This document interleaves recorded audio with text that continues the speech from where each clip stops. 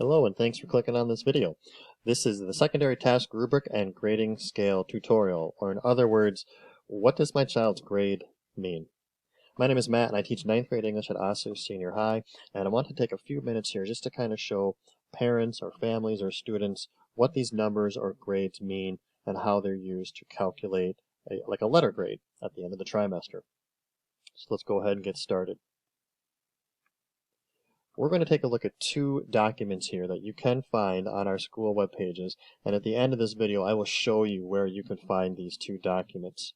Now the one on the left over here, our secondary task rubric, this is what we use day to day. Whenever I design an assessment or an assignment, I'm looking at this rubric and I'm using this language to determine what score to give to a student. I'm having these conversations with teachers, and we're talking about, all right, what does a student need to do to show, basic or simple understanding of this standard or this task? All right, we can give you the 2.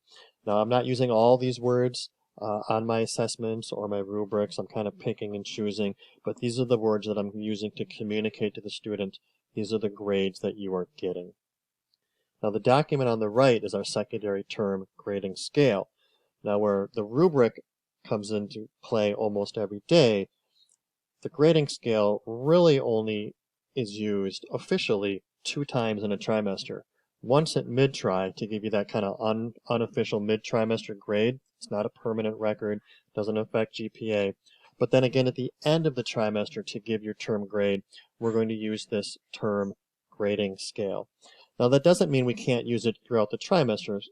If you go to Schoology and you look at the grade book, you might see an overall grade for your son or daughter that says 2.68. And you're wondering, okay, what does that mean? A, B, C, D, where is that? You can look at the term grading scale and you can think, okay, if the trimester ended today, a 2.68 would be the equivalent of a B. So that is how these scores, when averaged, are used to determine a letter grade. Let's take a look at a Schoology gradebook and see what that might look like.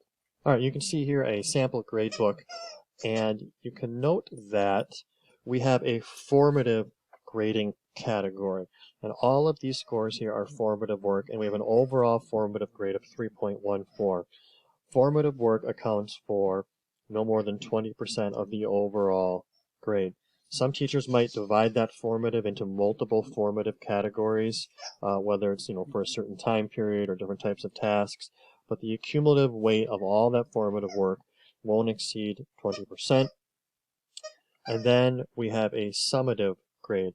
Our summative assessments are used to show what you have learned, what you have mastered, what you have achieved. And at the end of the term, that summative grade and the formative grade are used to show a term grade. So if you're wondering, what is my current grade in English, in art, in US studies, whatever it is, we're looking at the term grade. And we know 3.83 is pretty high. That's an A. But what if it was 2.17? All right, what letter grade would that give me?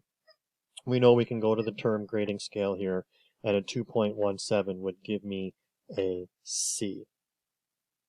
Let's take a moment and look at where we can find these two documents. All right, if you go to any of our school web pages, I'm going to use Osu Senior High, but any of our secondary web pages, you'll see this drop-down menu here for Family Access. We click on that, and we're looking for a Parent and Family Toolkit. Let's open that up. We have some different options here, but we're going to go to Secondary 6 through 12. And we have various tools and resources here, information about our core tools. We have support for learning at home, but we are scrolling down and we're looking for grading support, and there they are. Our secondary term grading scale and the secondary task rubric. Once again, what language, what criteria is used to give scores on assignments or assessments, and then how are those scores then calculated into a letter grade at the end of a trimester. You can click on pop out here and download your own copies of those documents. Once again, let's look at that one more time.